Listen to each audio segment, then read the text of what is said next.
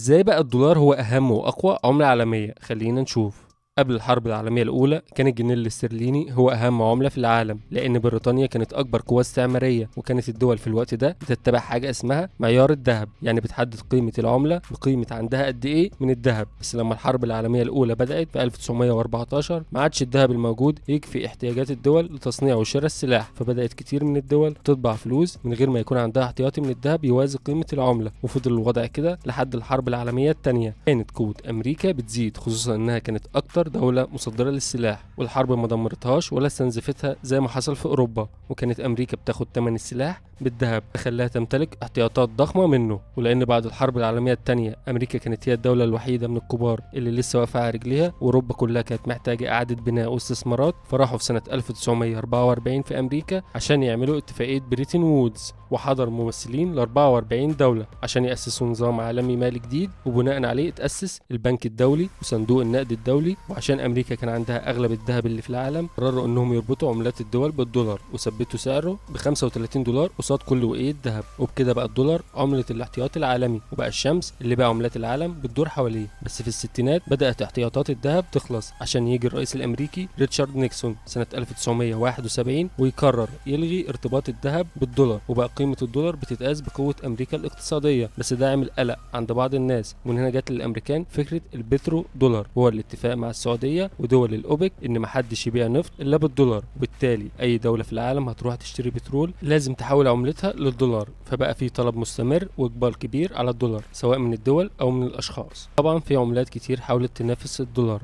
زي اليورو، وفعلا أخد حصة من الاحتياطات النقدية للدول، ولكن مازال الدولار هو رقم واحد على عرش العملات في العالم. وحتى الصين اللي هي النهارده أكبر منافس لأمريكا بتمتلك احتياطات 3 تريليون دولار، والصين لغاية دلوقتي مبسوطة بقوة الدولار لأن ده بيساعد المنتجات الأمريكية تبقى غالية، وبالشكل ده يزيد تنافسية المنتجات الصينية. في 2021 بس وصل عدد الدولارات المتداولة في السوق لأكتر من 2 تريليون دولار. وفي النهاية ما تنساش تعمل اللايك لو الحلقة عجبتك، وتشترك عشان تشوف حلقات جديدة، وتبعت الفيديو وتمنشن حبايبك لمخبين الدولارات تحت السرير.